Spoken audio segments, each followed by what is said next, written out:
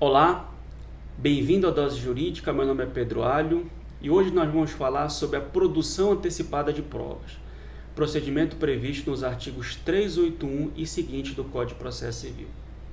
Então, para entendermos bem esse instituto, vamos começar pelo conceito. Segundo o professor Fred Didier, é uma ação autônoma genérica antecipada de provas. O que isso significa? Vamos por partes. Ação autônoma significa que ela é uma ação preparatória a uma eventual ação futura que irá discutir o objeto da lide. Por que genérica? Porque por meio desse procedimento é possível produzir provas de acordo com todos os meios possíveis em direito. Seja uma perícia, seja uma prova testemunhal, seja um depoimento pessoal, enfim, com exceção da prova documental, que é um procedimento próprio nesse caso, que é a exibição de documentos, que nós veremos em outro vídeo. E por que antecipada de prova? Porque é um procedimento que visa antecipar a produção de uma prova antes mesmo da própria discussão, que será feita numa relação jurídica processual futura, que nós chamamos aqui de ação principal. E qual a natureza jurídica desse instituto? Segundo a doutrina, é de jurisdição voluntária. Por que jurisdição voluntária? Porque o autor, ao apresentar o seu pedido, ele não precisa demonstrar que existe um litígio em torno da formação daquela prova.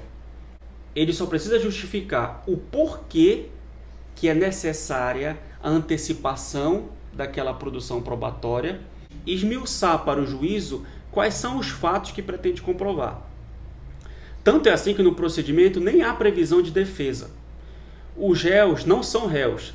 Na verdade, os possíveis réus são apenas interessados que serão citados para participar na formação da prova.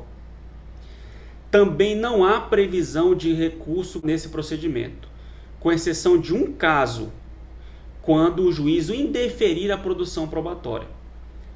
Nesse ponto, é possível que o requerente interponha o recurso de apelação. Agora, uma vez que a prova esteja produzida, não há a possibilidade de recurso. Por quê?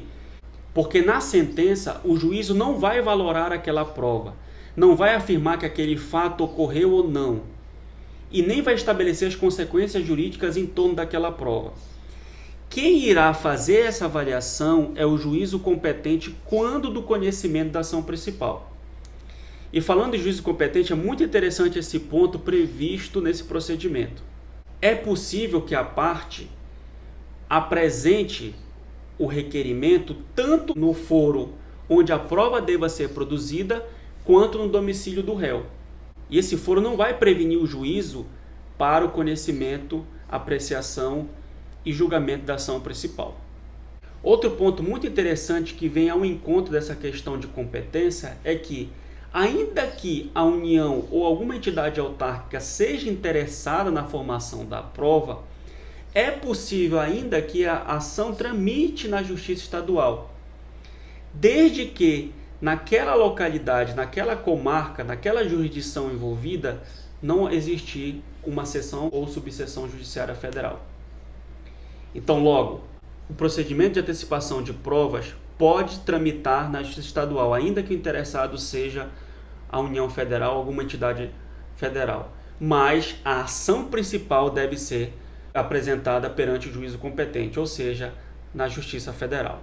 E quais são as hipóteses de cabimento da produção antecipada de provas? Estão contidos no artigo 381 do CPC. São três.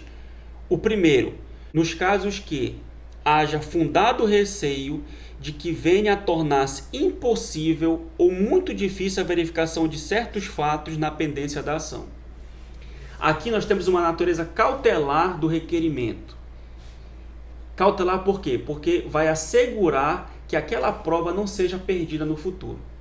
Imagine que é necessário a oitiva de uma pessoa que pode vir a ser futuramente uma testemunha na ação principal, mas que essa pessoa esteja enferma naquele momento. É possível a apresentação desse pedido de antecipação para a oitiva desde logo dessa testemunha, para que, caso esta pereça, não prejudique a produção probatória na ação principal.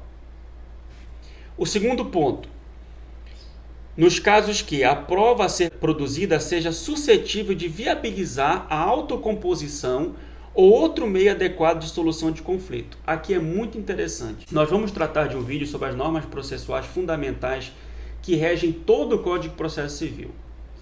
Mas uma delas que nós podemos antecipar aqui é o incentivo que o Estado juiz deve fazer para a autocomposição, para a solução pacífica dos litígios. Então aqui, esse dispositivo, inciso 2º do artigo 381, concretiza essa norma processual fundamental que o CPC prevê, que é a solução pacífica dos conflitos por meio da autocomposição. Quando ele permite que a prova seja produzida para viabilizar a autocomposição. E onde está essa norma processual fundamental? Está contida no parágrafo 2º do artigo 3º do Código de Processo Civil. Vamos à leitura.